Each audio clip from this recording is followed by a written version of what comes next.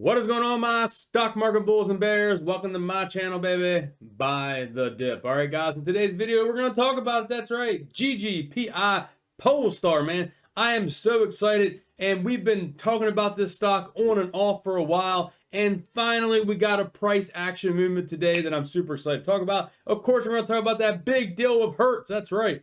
So let's get here to it, and let's go right to it here. So first, we're going to go over here to Twitter. And here you can see Polestar posted on their official Twitter.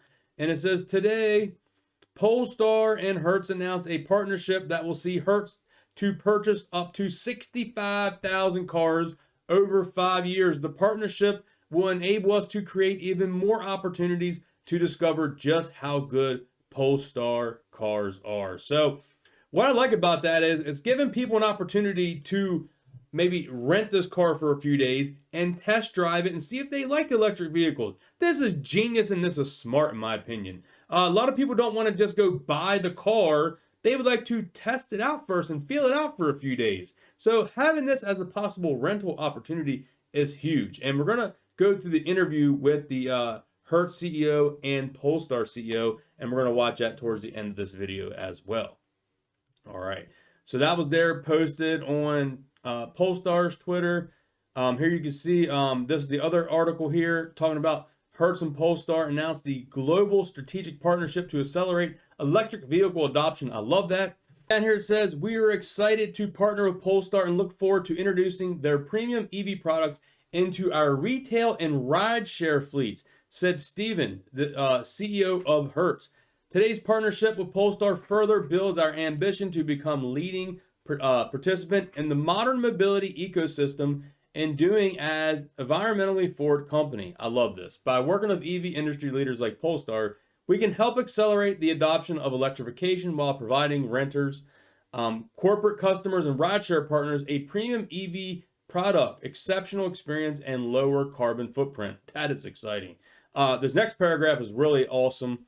Polestar is one of the drivers of global EV growth, helping to accelerate the shift to sustainable mobility as customer interest in the environmental and convenience benefits of electrification increases. Polestar reported that it nearly tripled its volumes in 2021, which is awesome, and anticipates more than doubling volumes again this year. Polestar expects volumes to reach 290,000 vehicles per year by the end of 2025. Polestar previously announced its intentions to list on the NASDAQ in the New York and proposed business combination with Gore's Guggenheim, Ggpiw, that's right, the warrants. So we're going to get into this interview here in a second. Also here, I posted on my Twitter, you can go follow me at TerryZ247. I'm going to shrink this real quick. And this was just sometimes throughout the day I took the screenshot. This was the warrants versus the stock gains percentages. And as you see there, the Ggpi was up over 8% at the one point, and Ggpiw was up over 13%. So you can see where the warrants on Fidelity, when the stock moves, the warrants will go a little bit higher percentages, as you see there. At some points throughout the day, I saw that the warrants was almost 50% higher increase than what the stock price was gained. So that's very interesting to know. If you have the ability and you're very bullish on the company, you could consider buying warrants as well. It gives you the chance to buy them at a later date. You just have to pay the stock price fee. I think it's like $11, $11.50. And all right, so here's going to be the interview, guys. But first, we got a quote here from Thomas, the CEO of Polestar. We are not a virtual company wanting to build factories and sell cars. We are an actual company already building and selling cars around the world. If that don't freaking like speak volumes, now we all got to admit Polestar is fantastic, but they're going to be the number 2 player in my personal opinion here in the United States. We know Tesla's going to be number 1, and I'm fine with Ggpi Polestar being number 2. It don't always mean you have to be the top dog in that field to be like making money and making profits and getting growth. There's going to be a lot of room for other EV players to come in and sell their vehicles as well, and that's great because one company can't do it, and we need more companies like Polestar that's actually going to be producing lots of vehicles, not just a couple hundred vehicles. These are producing thousands and thousands and thousands and hundreds of thousands of vehicles. And before we get into the interview here, look at this price action today, man. Up over 12% ended at $12.90 after hours.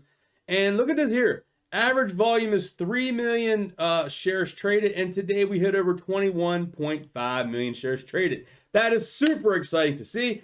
So we want to keep this volume up. I believe this is just going to keep running. In my opinion, if this dips, I will be a buyer, and that's just my opinion. I'll be buying this. I mean, even at these prices, this is a steal. One of the very undervalued EV companies out there. Once they get this announcement out of the merger, it's going to pop off, which is supposed to close here in the second quarter.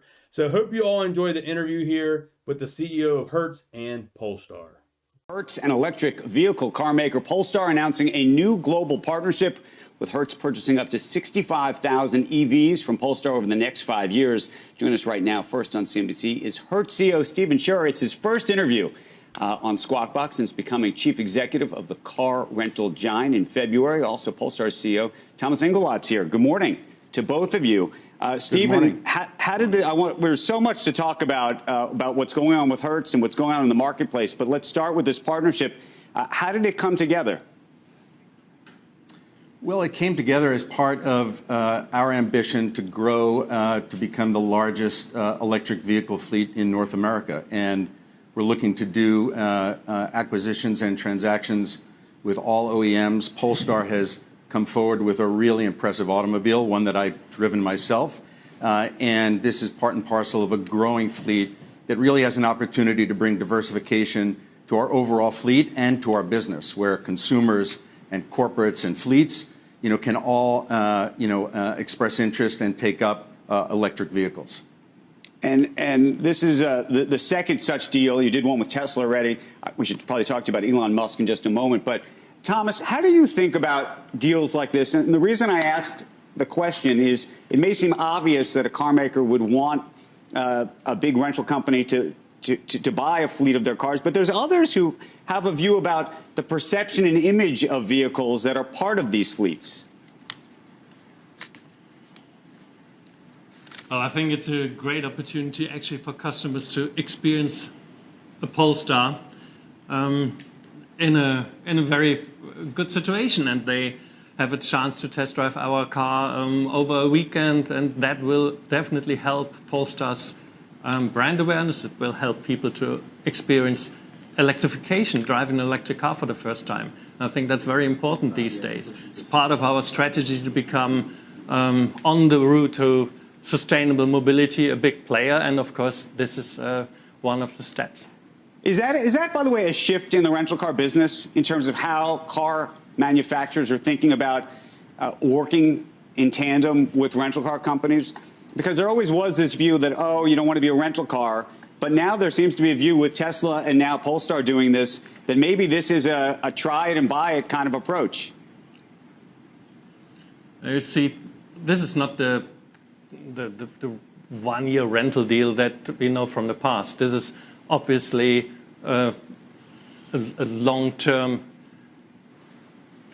bringing the car to different purposes, different mobility services, and this definitely is a new way, a modern way of shared mobility and making electrification throughout the shared mobility accessible. Andrew, in one respect, it puts Hertz in a different position than where it's been before. And so, the way in which OEMs view cars inside the fleet of a rental car company will be different.